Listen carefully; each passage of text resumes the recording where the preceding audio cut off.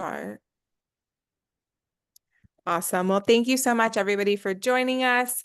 Hopefully, you guys have caught part 1 and part 2 of Dr. Cortman's awesome series. Tonight, we will be doing part 3. I never get a heads up about what they're about. We just go as we go. So with that, I will pass it on to you, Dr. Cortman. Thank you so much for joining us again. That's okay, because I never know what I'm going to talk about either. Thank you so much. This is the third of the 5 webinars on the 10 truths, and I'm going to do my best to present as many of the 10 truths as possible. But I also want to do right by what I think are the most salient points and the most important aspects of this. As you may remember, last time we ended talking about the third truth, which is that all behavior is purposeful. And we were talking about why humans worry. And I explained that worry is actually a type of pseudo control, where people stay attached to a problem. They continue to think about a problem. It makes them feel like they have some semblance of control over the problem. And then the vast majority of things that we worry about never happen. So it feels like it works. That goes back to the psychological law of association. 2 things that occur together are associated, even if there's no relationship. So because I worried, and the judge decided not to throw me in jail, you know, I feel like the worrying paid off, because the success was what I most worried about never happened. So what am I going to do the next time I go to court? Worry again. Does it work? It doesn't work at all, but it feels like it works. It gives people a semblance of power and control over something they're powerless over. But I want to give you something that really does work instead of worry, and it's called faith. And you could say, faith in what? And my answer is faith. It doesn't matter. It matters that you have a faith that one way or another, it's going to be okay. So I'll tell people that there's 4 kinds of faith. And the first kind of faith is faith in God. There are people who believe that their lives are kind of like an old Allstate commercial, where they're in the good hands of the living God. And that is, whatever's going to happen to me, God has already pre-approved it. God knows about it, and God will go with me. He won't forsake me. He'll accompany me. He'll see me through it. That's a type of faith in God. The second kind of faith is faith in fate. And faith in fate, some people believe that what comes around goes around. And so they'll say things like, I don't do bad things, so I expect this is going to go well because bad things won't happen to me.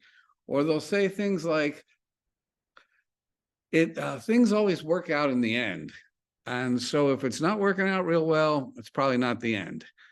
Or they'll say that the universe will take care of me. The universe is going to do right. They have a faith that fate will be okay. And does that work? And the answer is, of course it works, because anything you believe in that allows you to let go of your worry is successful. The third kind of faith is faith in other people. And I'll always tell people that the best example I can give you is every time I get on an airplane, I have 0 anxiety, 0 worry, because I have total faith in the pilot, the co-pilot, and the whole system.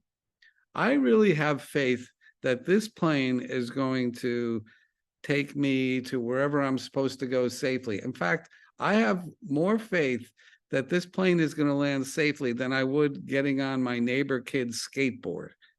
You know, it's very safe according to the statistics, and I choose to believe that.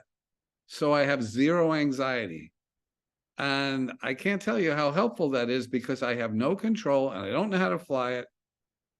And just detaching like that and believing, having faith, makes me able to sleep or read or or do anything on the plane but worry.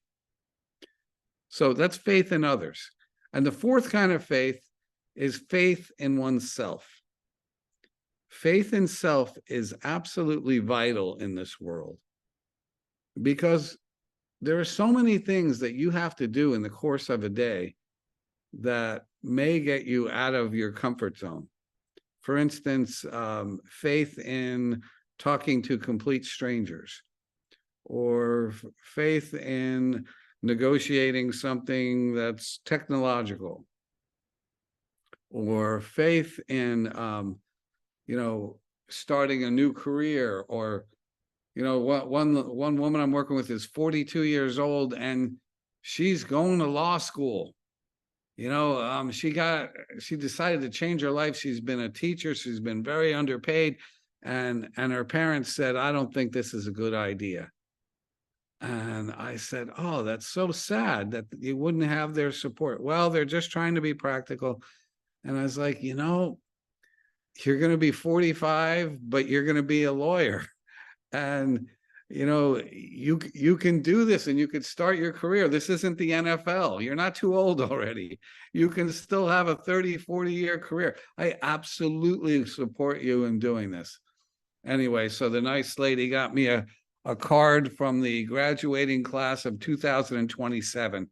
She hasn't had her first class yet, but she's thanking me for the support because she knows she's going to do it. But in order to do that, she needs faith in herself. I mean, even if you're a person of faith, God's not going to take the classes for you. You still have to show up. You still have to work hard. You still have to commit yourself. You have to do what you have to do in order to succeed. That's faith in self. And if you're working with me, that's one of the things I'm going to insist is that you increase your belief in your own ability to do things, even though you can't control anyone else in your life. You can't control your kids. You can't control your parents. You can't control your in-laws, your siblings, your spouse. You can control you. And to do the best job you need to do, you have to learn how to do that. So those are 4 types of faith. And, we were talking about why we worry, but I wanted to give you something on how not to worry, and that's by having faith in some of these things. I also wanted to share with you why people hold on to resentment. Most people in this world have some resentment, some bitterness, and they're holding on to it, and they don't know that they're holding on to it or why they're holding on to it. But there are reasons why people hold on to resentment. In other words, we do things because of what it does for us. Remember last week I was saying, nobody smokes cigarettes to get lung cancer.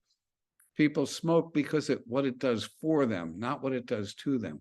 Same thing with worry. Why do we worry? We get some semblance of control. Why do we keep resentment?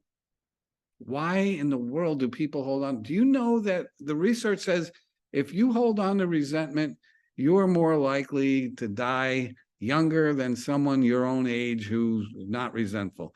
The research says that if you're resentful, you're more prone to cardiac issues, stroke,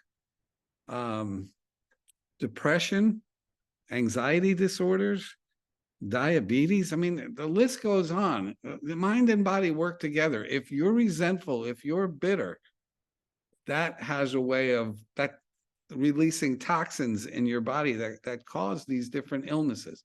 So I would say to everybody, forgive, right? I gave you the words that comprise the acronym for forgive. And the first F word was forgiveness. Let go of every bit of resentment, bitterness that you have because it's toxic for you to keep it.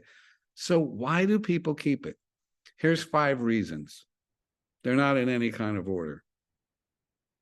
First reason why people hold on to resentment and bitterness is because it is a lot easier to blame somebody else for the way your life is going than it is to take responsibility for your own happiness and success. In other words, it's easier to blame my mom for dressing me funny as a kid than it is to be responsible for my own happiness and well-being. It's easier to blame, the ex-boss, the ex-wife, the government, anybody who ever hurt you along the way, it's easier to blame them than it is to take responsibility and say, I need to put that away. I need to let that go. I need to move on from here. That's one reason. The second reason is keeping resentment actually allows me to build a protective wall against getting hurt again. I have heard so many people over the years in my office saying things like, that's it, I'm done with men. And why are you done with men? I've been hurt too many times. Every man out there is a cheat. And what they're saying is, I don't want to get hurt anymore. So they build a wall, and the wall protects them, and the wall is resentment. I can't stand men because I'm not letting another person hurt me again. My own dad had a heart attack at age 57, and he thought he was dying. Turns out he lived another 23 years, but he thought he was on his deathbed, and he said something to me that I'll never forget. He said, when I was 15, my father died. And he said, I was so close to my father, and it hurt so bad, he said, that I swore to myself I would never let anyone get that close to me again. And I never did. And here he was saying, the reason I never let you or any of your siblings get close to me is I put up this protective wall, and the rest of the story, which we don't have a lot of time for, was that he turned things around and he went from my biggest critic to my biggest fan. And I'll always feel good about that. But he had this wall to protect him. And so many people do because they've been hurt, and they say, never again. I'll never let anyone do that to me again. I think I heard that earlier today in a session, that somebody was like, nope, you're not, I remember who the patient was. And she said, the reason I'm coming back to you is because this man did something and it wasn't that big, but I'm all ready to get rid of him. And I think I overreact. And it's like, you're protecting yourself from being hurt again. Remember what you told me about your childhood. So these poor men don't have a chance. They make one mistake, they're out the door. Good luck finding a perfect person. But that's a reason that we keep resentment. Third reason that we keep resentment is because to forgive what somebody did to me sometimes feels like they got away with it. Sometimes it feels like I'm condoning their bad behavior by forgiving. I've heard people say, I will hate that man for the rest of my life. Every day I will hate that man because he left me with the kids and, whatever he did. It's like, he moved to Arizona. He doesn't feel your hatred. Your hatred is your poison. It's your cancer. It's your illness to carry this around. You're not condoning his bad behavior by letting it go. You're letting yourself off the hook. You're not letting him off the hook. Forgiveness never condones bad behavior. And those of you who are inclined to look into biblical writings, you'll never see a place in the Bible where God says, I'm going to forgive you because I overreacted. I get grumpy. I have too much caffeine here as God. And he always says, though your sins be as scarlet, I'll wash them whiter than snow. I will separate you from your sins as far as the east is from the west. I will bury your sins as if in the deepest sea. I'll forget about your sins. He never said what you did was okay. He said, I will let that go. Forgiveness is for me. So, those of you who are keeping your resentments and keeping them strong and holding on to them, it's not serving you the way you think it is. It's actually, it's causing you pain, and it's interfering with your capacity to love and connect with others. The fourth reason that people will hold on to resentment and bitterness is because they can use it as leverage in their current relationships. So how many times I've heard in sessions, somebody will say in a discussion or a disagreement, I'm not the one who cheated on you. And it's like taking out your ace out of your hand and playing it. And the other person says, honey, that was 15 years ago. Can we move past that? I've apologized. I've repented. I've done I can't go back and undo it. Well, why won't the one person forgive the partner? The answer is because I can play that card and win every single argument. I'm not going to forgive you. I'm going to use that to win. And needless to say, you don't win anything. You can't win a fight with your spouse.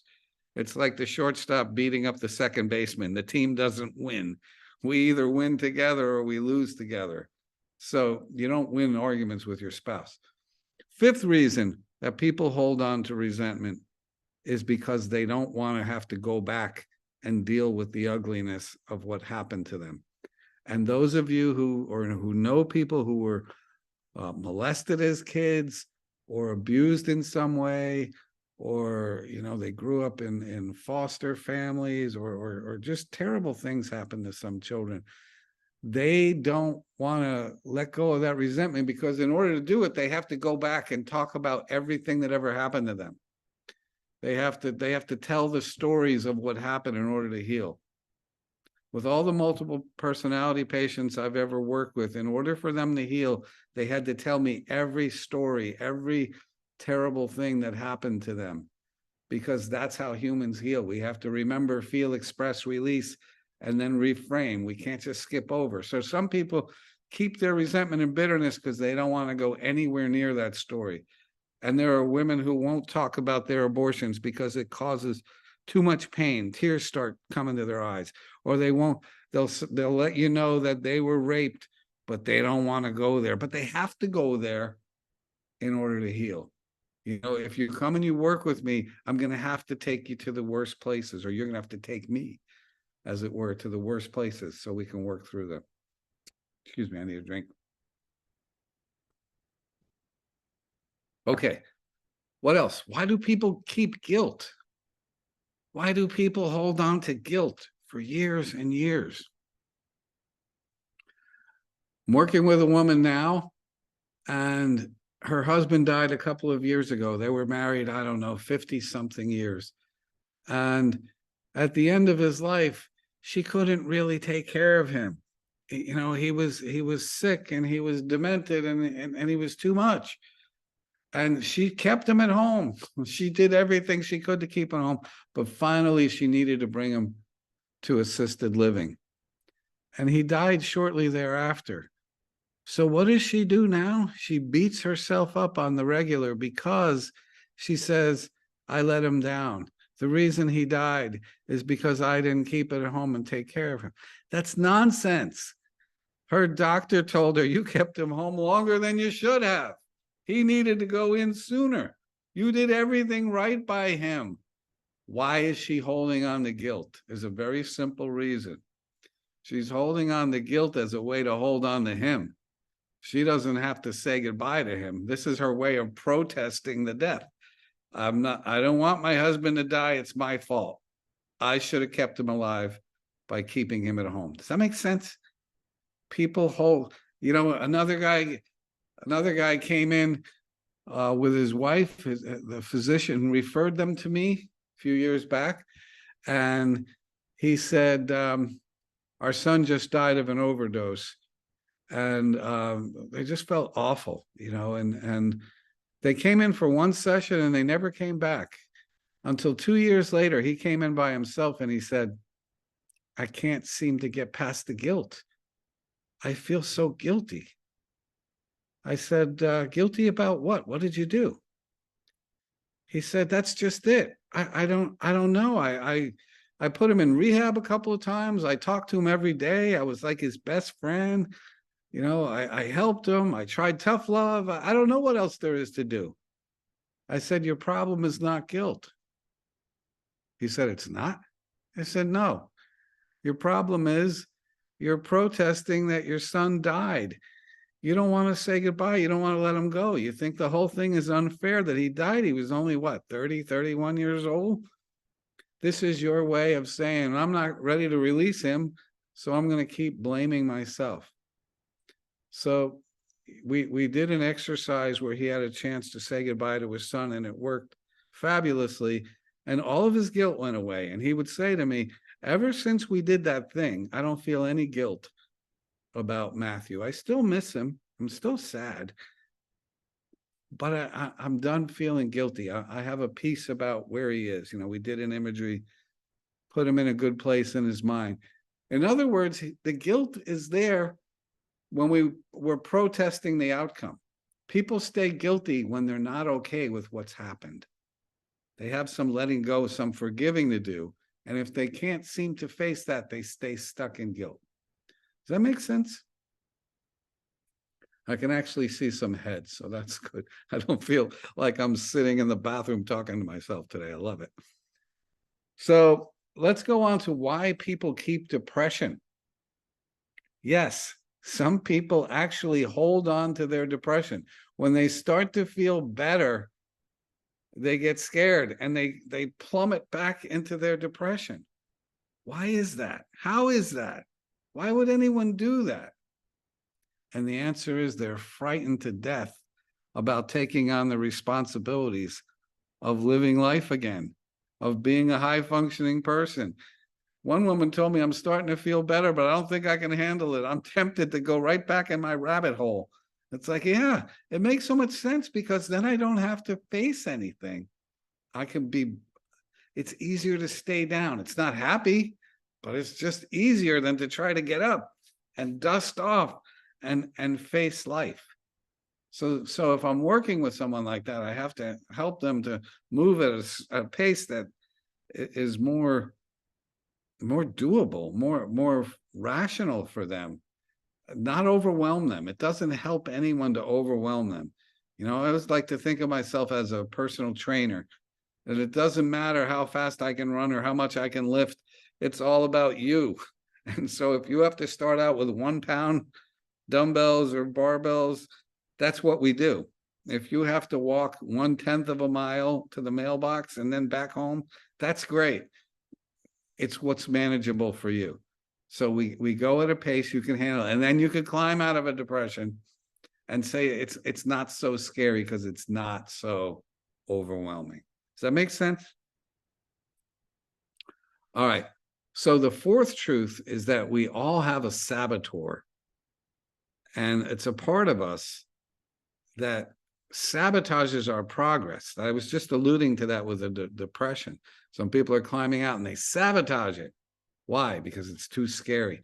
But we all seem to hire, not all of us, but a lot of us seem to hire a saboteur to protect us from things that we're afraid of. And there's 2 fears that stand out in my mind. We have the fear of death that most of us have to some extent as we're going through life. But then there's 2 fears not too far below that fear. And one of those is the fear of rejection, and the other one is the fear of failure. And I don't know that they're that dissimilar. I think they go to the same family reunions in the summer. The fear of rejection and the fear of failure are just so powerful and so important that lots of times we will sabotage our progress in life because we're too afraid to have to face one of those. I'm going to give you a personal story that I actually wrote in this book years ago. It's when I was in college, I had this this infatuation with this beautiful young lady. She was a freshman and I was a junior, and I was just really smitten with her, but I didn't have the nerve to ask her out because, she was out of my league as far as I was concerned. But then one day I got the courage to drive up to her in my 1971 orange Pinto, which was the crappiest car anyone could ever have. It's the kind of car that when you hit it in the back, it blew up. And I would always pray, Lord, please have somebody hit me in the back with this car. And then maybe I can get a new car. But anyway, that never happened.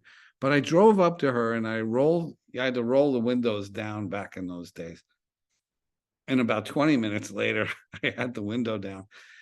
And I asked this young lady out, and to my amazement, she said yes. And so we went out that Friday night on a double date, and we had the best time, or so it seemed. And we went out to a restaurant. We drove all over the place, went back to my original home, showed her my neighborhood.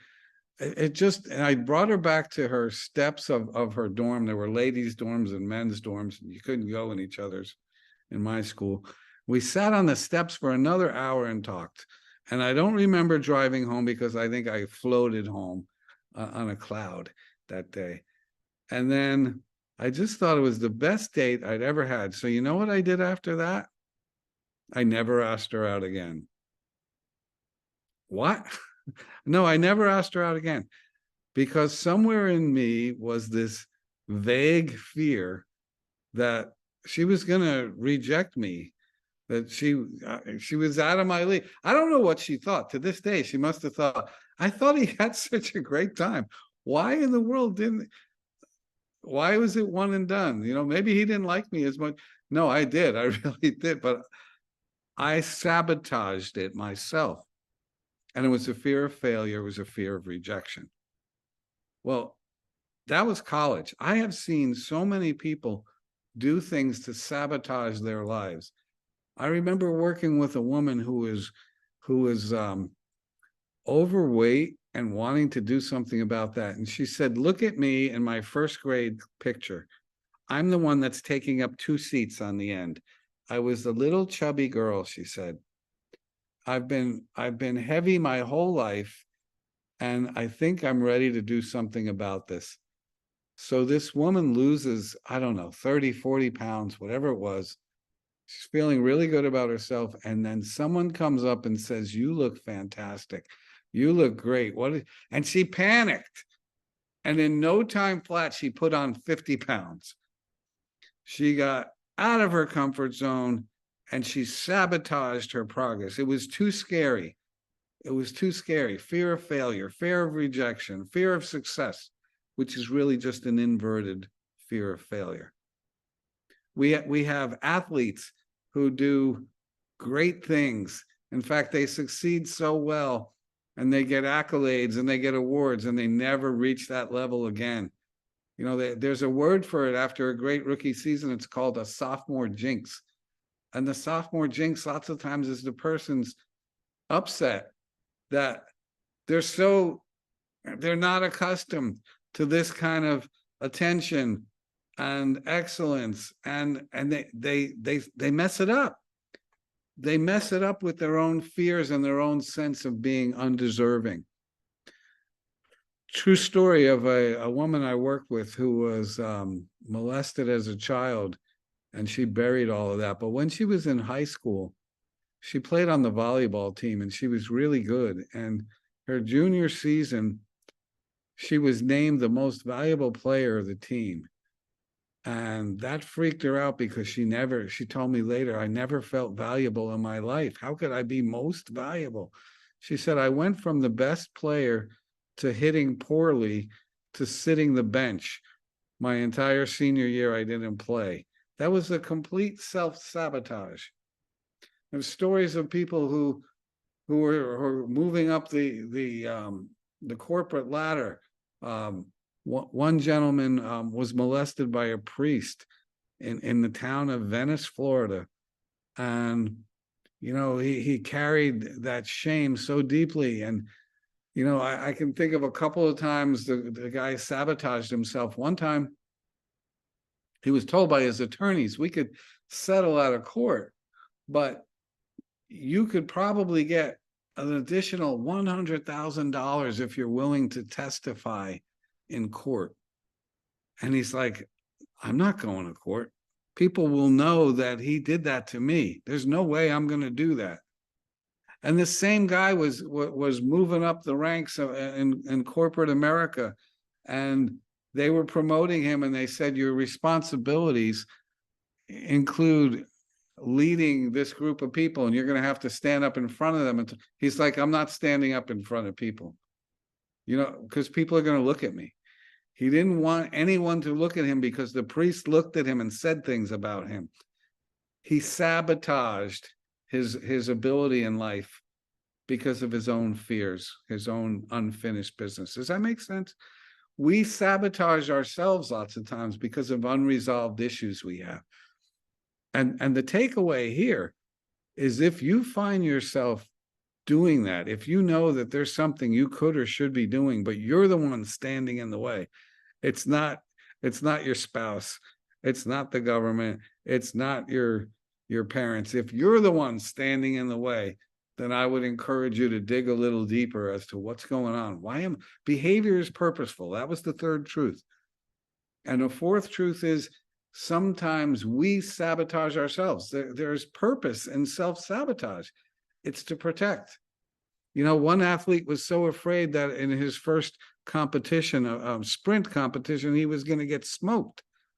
So he had a minor injury, but he made it into a major injury because he didn't want to be embarrassed. He didn't want to be humiliated. He didn't want to feel like he was a loser. And after that injury, he quit the team. Did he succeed? No, he just protected himself from losing and failing. Are we good with that? Do we get the idea of the saboteur?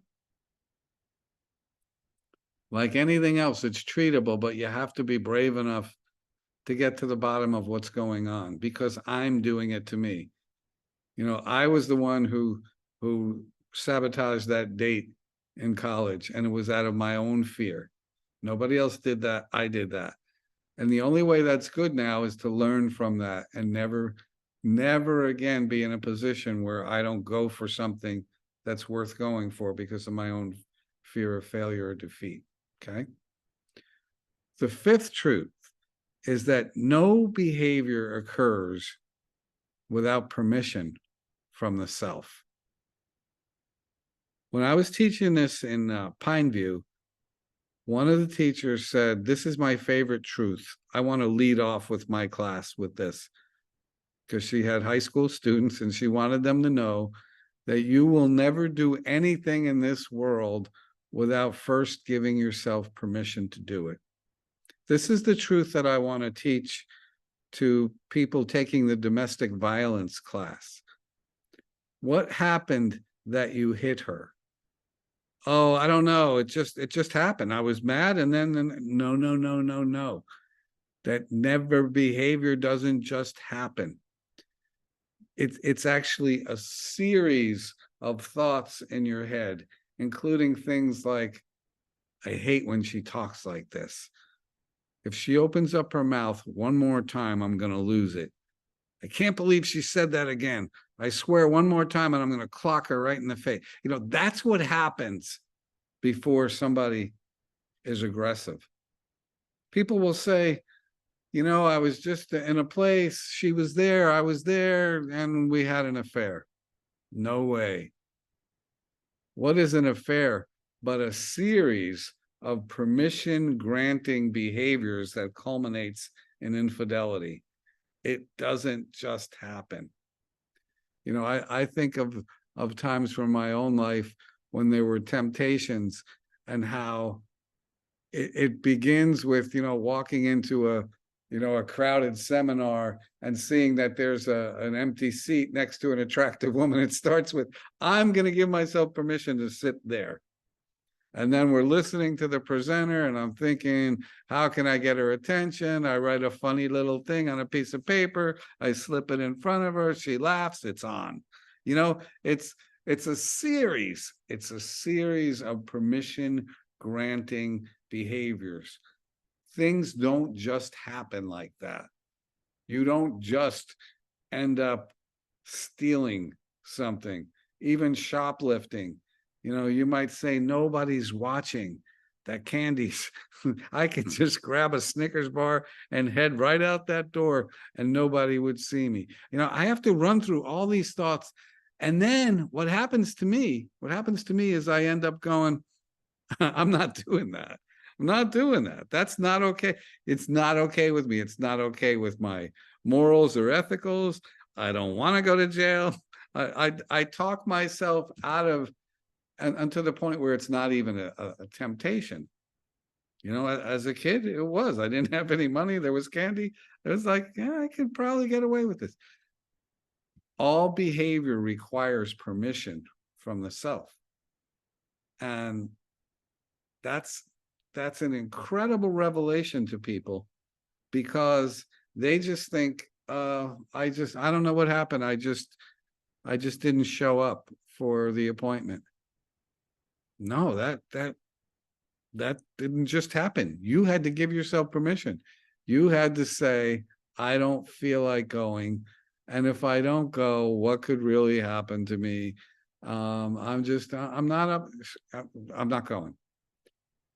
And people will tell you that becomes so easy once I've done it. Once I've given myself permission to do something once, it's easier to do that thing again. You know, I was sitting with a teenage boy with a broken hand from punching the wall. And I said to him, which one of us do you think is most likely to punch a wall, you or me? He said, I don't know. I said, I do. The answer is you. He said, why? I said, because you've already done it. You already know that that's one of the options on the menu. You can actually, it wouldn't even occur to me when I'm angry to punch a wall, because I think I'll break my hand. I don't like pain.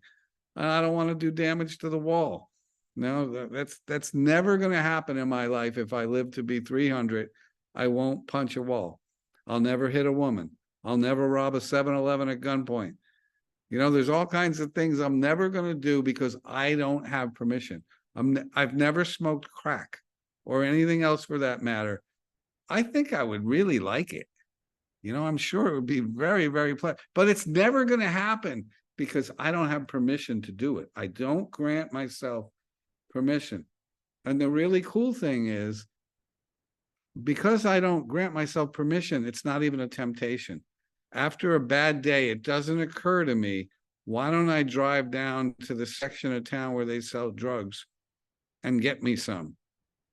I know some people that I've worked with who've recovered, but that's still a temptation in their mind. They'll even say that, I could get some. I could get some.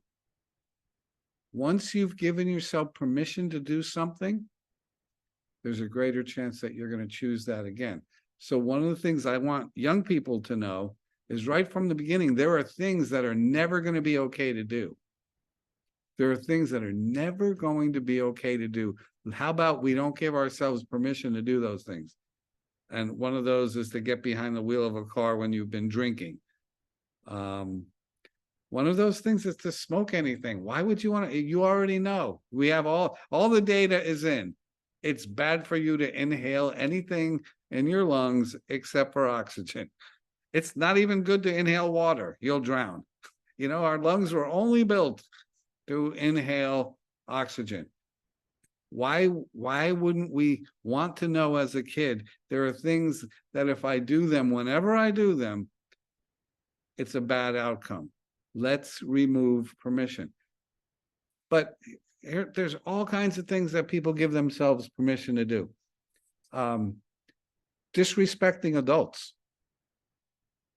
That begins with somebody giving themselves permission to say something that's not kind to an adult.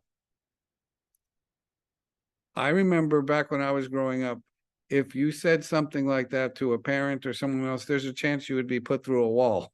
You would not say something disrespectful or say a curse word. Would you ever, give yourself permission to curse at an adult, to curse at your principal? Sometimes I'll hear stories like that and I'll think, that wouldn't even have occurred to me as an item on the menu. You couldn't choose that one. It wouldn't make any sense to, because the consequences would be so great. And there's all these kinds of things that people give themselves permission to do. And here's one that I learned a long time ago. People give themselves to talk badly about other people who are not there. Whether you want to call that gossip or whatever, it's a very common human behavior. But what if we said, I don't have permission? I learned that from a patient when I was like, 26, 27 years old. He said that his psychiatrist said he doesn't ever talk about somebody who's not there. Well, I tweak that for myself. I talk about people who are not there all the time, but to say positive things about them. I'll say, that guy's great. I'm going to give you his card. Call him up. He's the best at this. Or, I was just bragging about my friend, the baseball coach. He's also the best ball player I've ever played with. Fantastic. But I don't mind saying that, because if this is recorded and he hears it, what is he going to say? Yeah, my friend's proud of me. Okay, I can live with that. But I have a personal rule that I don't say disparaging things about other people who are not here. Why? I won't give myself permission to do that because I think it's toxic. And there's a really good chance it'll be spread to that person. And then I have to deal with it when they say, I can't believe you said that about me. But again, it all goes back to permission. What kinds of things do you permit yourself to do? What kinds of things do you want to retract permission? Again, for you people who have some type of faith, if it's okay with you, I'm going to tell a little biblical story. It's also included in my book. And the story was that there was a group of people back in the day who were about to stone a woman for being unfaithful. You probably have heard this story. They weren't going to stone her in the fun way. They were going to throw rocks at her until she died. Just a very brutal, horrible kind of a death. And as the story goes, Jesus walks up to this group and he goes, hey, what's going on? And they say, oh, we're doing a stoning. We're about to throw out the first stone, sing the national anthem, that kind of thing. And he goes, hey, I've got an idea. Why don't the person who has no sin, why don't they throw out the first stone? And then everyone starts checking their cell phones and realize they've got other places to be. So they got to go to lunch, and they all start leaving. They all walk away. It's probably a pretty funny scene until Jesus is alone with this woman, reportedly. And he says, woman, where are your accusers? And I'm sure she shrugs and smiles and says, you got rid of them all. Thank you. And he says, well, neither do I accuse you. And a lot of people stop the sermon at that point. But the next line is the line I want to talk about. He says to her, go and sin no more. Whatever you did to get this crowd around you with stones, cut the crap. Stop now. Retract permission to ever do that again. It doesn't say, he said, there's a support group down the block and maybe you want to get something. He said, stop now. Don't do that anymore. And what he was talking about is you gave yourself permission to do something that got you into this mess. Reverse that. There are things that sometimes you're doing that you have to retract permission from the self so you don't do those things anymore. I see it all the time. I had this guy come in, and one of the things he wanted to do was to manage his drinking. And I would say, look, you want to try AA? There was nothing he wanted to hear. He just kept drinking in the same way until his physician said, you have stage 3 liver disease. I recommend you never pick up another drink again. That guy has not had a drink since that day. How did he do that? Well, first of all, he had to be impressed upon the importance of changing his behavior, but then he had to retract permission. If I said to this guy, there's a party going on over here, or there's a meeting here, there's going to be drinks, he wouldn't go. Or he would go and he would not have a drink because he no longer has permission to engage in that kind of behavior. Sometimes we have to retract permission. And I want you to know that people do this all the time. There's a myth out there that says once a cheat, always a cheat. And I'm here to tell you that I've seen people have so many affairs, so many affairs. One guy told me he was with 51 different women, and or he was with 48 different women or something like that. And his wife said, you've been with 51 women. And he goes, no, 48. I was like, really? You got to get a better attorney if that's your response. I didn't have 51, I had 48. I'm not sure that's any better. But I've also seen people who had one affair, and it was such a disaster. The consequences were so grave and so significant. And they said to their wives or to their husbands and to themselves, that's never going to happen again. I will never do that again, because it was so painful and so disastrous. They didn't think of any of that when they were, first getting involved. But to them, now that was the stupidest thing I ever did, but I learned from it and it's not going to happen again.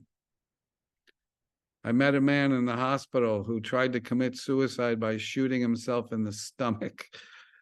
It didn't work, but he was in so much pain, the poor guy. When I walked in to meet him, he said, "Doc, I'll never do that again." It was like, I'll bet you won't. I'll bet you'll never shoot yourself in the stomach again, because all there was tremendous pain and, difficulties eating and so forth. There are things we can learn from our behavior so that we could retract permission from ever doing that again. There may be a list of things, you may have to cross off certain programs that are bad for your head, or products with sugar in it, or I don't know what is it that you need to change. One of the things you have to do is to say, no more. I don't have permission. I don't have permission. If you're an exercise person, you go to do your exercise. It's not contingent upon how I feel. If it's a workout day, I do the workout no matter what. Once I make it optional, it stops happening. I'm glad it's all over. Sorry? Swear to God, you got about 2 hours. I didn't hear that at all. I'm so sorry. Did you guys hear that? Okay. Whoever said something, I apologize to you. I only heard a voice, but I didn't hear what you said. We're talking about exercising and permission. Once I make something optional, I have an option to take, which is to not do it. If I say to a friend, I'll be there, I want to make that mandatory, not optional, because I gave my word. Yes, there are sometimes disasters and emergencies in life, but most of the time it's well within my power to be there, and I need to be there. I need to do what we have. So many children who've told me stories over the years about parents making promises and then seeing the promises as optional, and so they decided they didn't feel well enough, so they didn't do it. They didn't go. They just did not show up. And I guess what I'm saying is we want to review all the things that I give myself permission to do, and then to retract permission. Like, I asked, one of the most amazing people I've ever met is a coworker of mine, a psychologist named Dr. Jill Scarpolini. One day I asked her, have you ever said anything purposefully to hurt your husband? And the answer should have been, of course, who hasn't? But her answer was, let me think about it for a minute. It's like, what? You got to think about that? Then then a few minutes later, she said, I don't think so. I don't think you've never said one thing in your marriage ever, not once? No, I don't think I have. I find that so incredible. But then I also want to say, isn't that something to emulate? Imagine if you had in your head, I don't have permission to say cutting things to my spouse. I don't have permission to say mocking things to my children. I don't have permission to put down my friends. I mean, imagine if I withdrew, if I retracted permission to do things that were unkind. Imagine if I made myself my Hebrew friends, my Jewish friends tell me about this incredible word called a mitzvah. And a mitzvah is a kind deed. And they're encouraged to do mitzvahs all the time for people. Like, what a great word. And imagine if we had it as something that I said to myself, I have permission every day to do a mitzvah for somebody. Doesn't have to be someone I know. It could be a stranger on a bus. It could be a random person in line behind me at Publix. But imagine if I said, one of the things that I put into my mandatory column that I have permission from the self to do is to do mitzvahs for people, kind things for people. Does that make sense? And retract permission to say and do hurtful things for people. Let me see if there's anything else that I want to mention.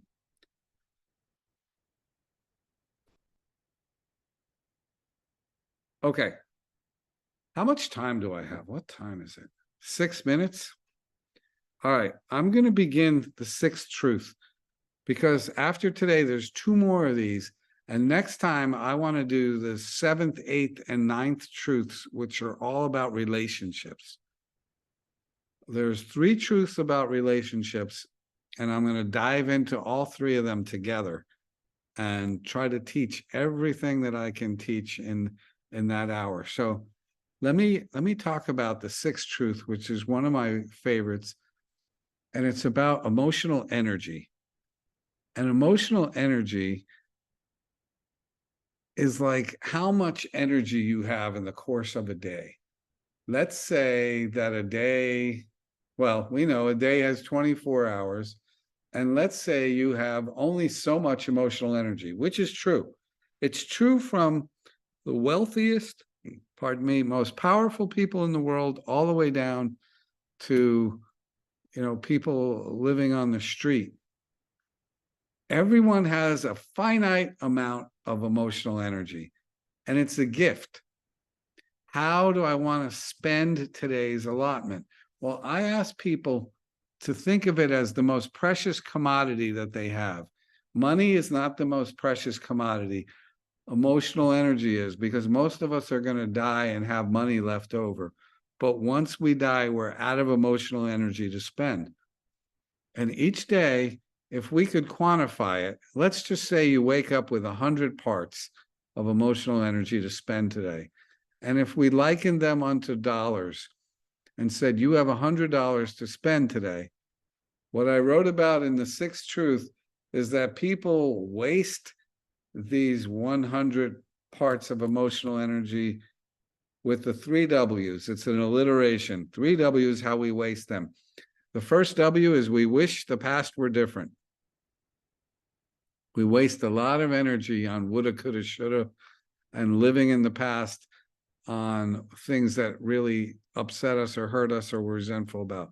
The second W is worrying about the future. Again, we spend so much of our energy just wasting it on worry. And the third one is whining about things outside of our control, which could be the traffic, could be the humidity, the incredible heat. The hottest day in the history of the world was Sunday.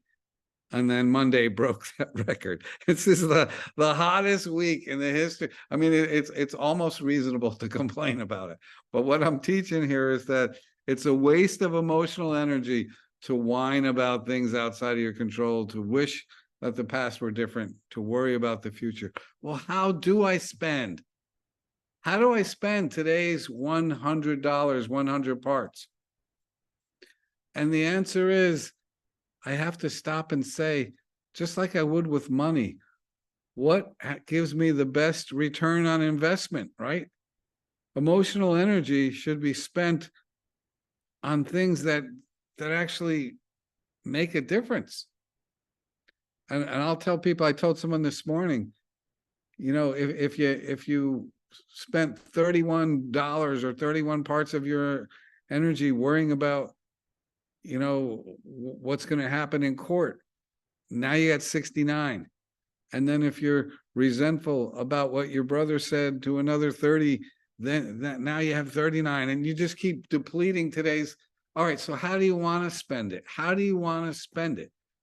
And so one of the things I said, imagine if you wanted to send a text to somebody that just said, my life has been totally upgraded since I met you.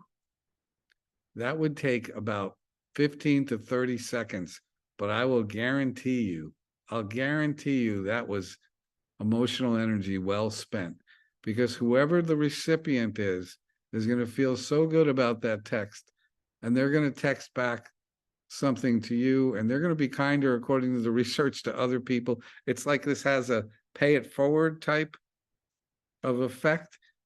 Even if you think you're sick and and you don't have a lot of energy and you're depressed and you're low and you don't have anything to offer, I want to guarantee you that there are things you can do that are positive things. You know, you have the capacity to read things that are enlightening. You have the ability to donate your time in a volunteer way, to make a difference for children or disabled people. I mean, there are all kinds of nursing facilities in this town, and there are people that no one goes to visit them. And, you know, I've had people go in there and play guitar. Just go in the rooms and play the guitar. Man, they make such a huge difference. They're not Elvis, but they just going in to spend some time and energy and some love on a stranger that no one has the time for. You know, these things make a difference. But you don't have to be that creative. You could just think, who's in my life? Who do I need to see? Who do I need to be kind to? Who can I reach out to? I have all these nephews, not to mention my own kids, but I have nephews and I love all of them. And they can always count on hearing from Uncle Chris, because I love these guys and they love me, and I don't forget about them. And I know that every time I reach out to them, it makes a difference. And I know that in the things they say to me. I know that in the way they grab me and hug me. I know that just little bits of investment of my emotional energy makes a difference. But for those of you who have partners or spouses or children, no one has ever overdosed on kind words or love. I'm still waiting for someone to come into my office and say, Doc, I'm here because I got too much love as a kid, screwed me up. You know, I never hear stuff like that. Giving kindness, taking your time to make a difference in somebody else's life is a huge, huge way to feel better yourself. The research will tell you that. Plus, you know, if you write a nice card for someone, it's like they never throw it out. I had an office manager retiring years ago, and I found in her desk one day a little yellow sticky note that I wrote that said, good job on that thing. I really appreciate you. I was like, you got to be kidding. That was a sticky note. But 3 years later, it was still in her desk. She was never going to throw it out. You know, a kind word, you have so much power over little kids. You go to their performances and you tell them, that was fantastic. That was amazing. I loved watching you. And their faces light up like a Christmas tree. Look at all the power that you have to touch lives. You don't have to be a superstar. All you have to do is extend yourself with your emotional energy to make a difference. How am I doing for time? All right, we reached that time. Do we have any questions or comments or anything that anybody wants to share? Does anyone want to show me their ceiling again? Thank you so much, Dr. Cortman. I'll look out and see if we have any questions. Also, I did share let me turn my video on. I did share a survey just for some quick feedback in the chat box. If you guys could take a couple seconds just to fill that out, that would be greatly appreciated. See something in chat, but I don't know. Is that related to this? Yeah, that's just the survey. Oh, that's you. That's me.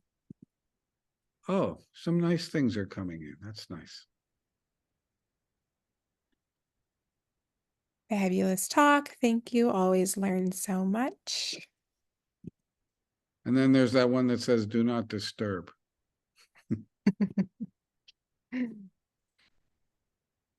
You're the best. I think he's the best too, but he always goes on vacation and doesn't take me with, so. I was going to do this last week from Greece. It was 1 a.m. and I thought, I'm sure all you guys are up. Absolutely. I was up. It was my birthday, so. It was your birthday on the 18th? Well, the 19th. Oh, okay. Oh, and today's the 25th. Yes. So just to let you know, you have 5 more shopping months for my Christmas present. Gotcha. Any Thank you. someone just said happy birthday. Awesome. Well, thank you all so much, and we will see you on at our regular scheduled time, unless you decide to schedule any more vacations next month. So that would be August 15th. All right, August 15th, 6 o'clock, same place. And we're going to talk about relationships of all kinds and some of the best things I've ever learned in my chair about relationships with other people. So I'm going to be excited to talk. And the last one, the 5th one, is going to be all about healing from difficult things, painful things, how we get over the worst things that have happened to us. Beautiful. Thanks so much, Dr. Cortman. Pleasure to be here. Thank you all. Thank you. And a shout out to all of you from Texas. Bye. You know